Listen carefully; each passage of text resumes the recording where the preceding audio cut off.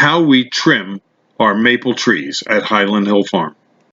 Pruning a maple tree when the tree is still young is essential for the development of a healthy maple tree. My name is Mike Hurst, and this is at Highland Hill Farm. And today we're going to do a little tutorial on how to prune a maple tree.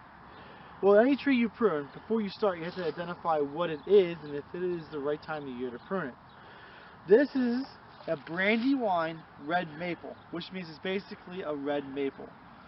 Red maples, the rule for most broadleaves, not all broadleaves, but most broadleaves, is that when you prune them and they're dormant, you create invigoration. If you prune them while their leaves are out, you create stunting. Since the leaves are gone, and now is a great time to prune. We'll have real good results in the springtime if we prune right now. It's February. And also another really good feature of pruning when there's no leaves off is you can actually see the structure of the tree. And this maple here is super easy. There's not a lot wrong with it, so it'll be real quick to go do. But it's just a little bit small in caliber. It's probably about 1.25 inches, maybe 1.5 inches in caliber.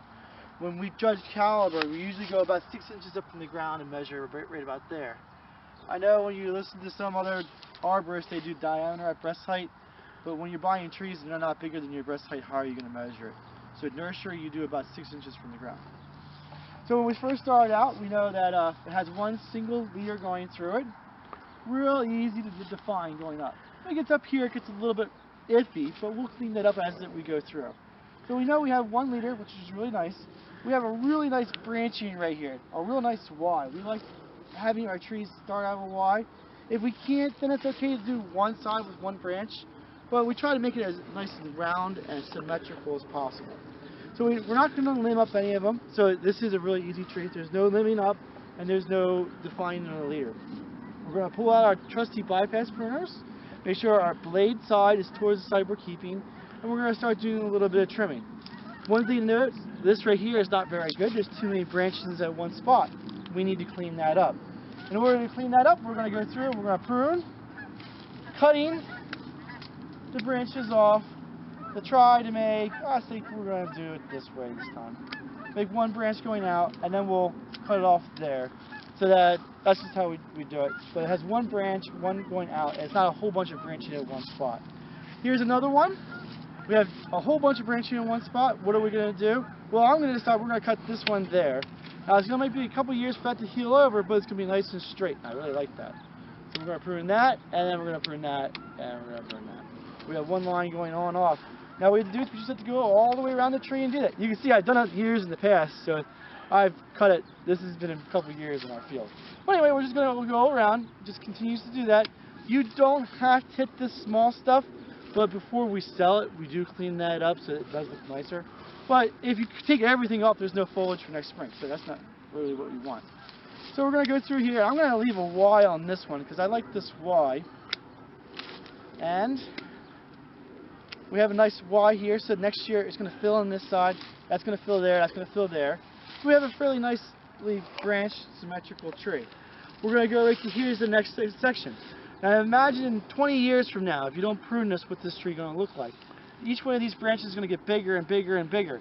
So what happens is there's too many branches in the main trunk at this one area. So we need to clean that up in order to make it nice. The easiest thing to do is to cut this one right here. The reason I cut that one right there is because this is symmetrical here, and that's symmetrical there. So that's the one that's odd one out. We remove that. The trunk has the ability to go and twist around, and there won't be any of the girdling due to branching later on in life. So now what we do is we just continue our pruning and tipping back of the tree. Now this is going to be a little bit heavy of a hit, but that is what it is. You see again, there's too many branching in one spot, and oh man, we even have a cross branching. Not to worry, we can fix all that up. Really easy to go do. Okay, so now this is where we get to it. We have to imagine we're making one trunk, and if you have any of the little bit weird twists to it, don't worry about what it actually looks like. Always try to grab the branch that's closest to the center, or the highest. That it just makes the tree more structurally sound later in life. So let's go around and clip a couple of these guys. And now we have to be real careful. We're going to bring this over and tip these guys. Now you can notice right here, it looks like a bird landed right there and broke that off. So we don't have a good central leader. So we're going to say, which one's stronger? That one's stronger. We're going to subordinate the prune. We're actually going to knock these two out. And we're going to probably knock that guy to there. And we're just going to really lightly tip it, because if we don't, it's going to look weird. And that's all that I do for the pruning of it. So that's a really, really simple one. There's a really hard one over here. This one here is much harder. And you look at it and go, oh gosh, look at that structure. Ooh. Oh boy. So the first thing I'm going to do is you look at it, step back a little bit. What's going to be the main leader to it? Which one's the best one to use for the main leader? You can see there's a Y here, there's a Y there, and a Y there, and a Y there. Well, we always want it to be the highest if we can. So this one's higher than this one, even though this one's bigger. So if we prune this one down, this would be easily overtaken. If you prune this one down, this is still going to be above that, so it has a chance of coming back. So long term, this is the one you want. So in order to do that, that means we have to reduce this one. It's okay, it's fine. That's actually quite easy now. All we do is just follow up. That's main. That's the strong one.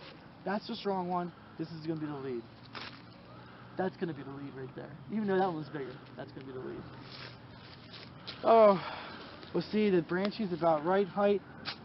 There's going to be a nice Y right here, but it's also wide on the other side. So we're not going to have a real nice structure like that one over there.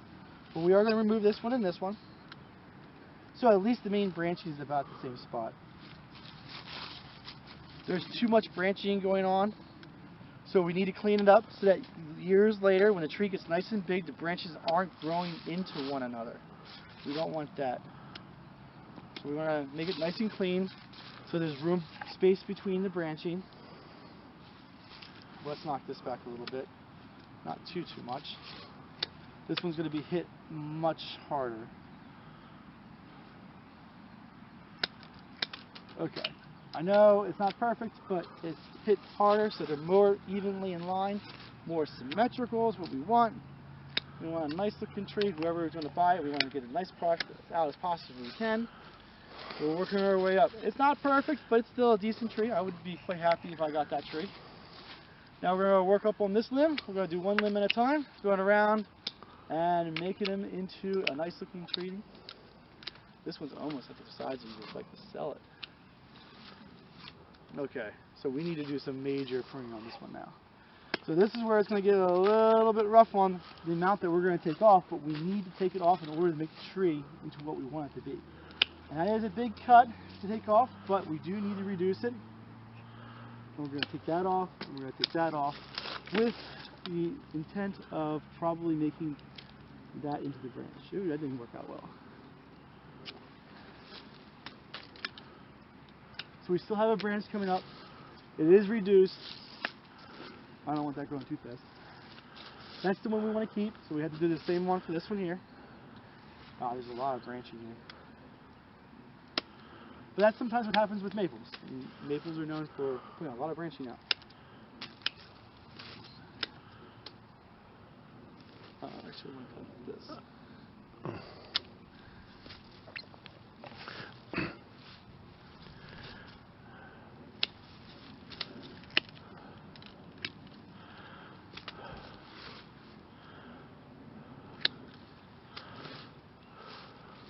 So there's too many branches at that one spot. We need to remove 2 of them probably. Later on in life it doesn't mess it up too much. And then this one here, we're just going to lightly tip. We're probably going to leave that one go because we want it to be growing faster than the rest. We probably won't have to stake it at this particular point of its age in life. It'll probably grow out pretty much straight. That's probably the right way to go after it. That's how I would do it. I mean, next year you should be able to sell it.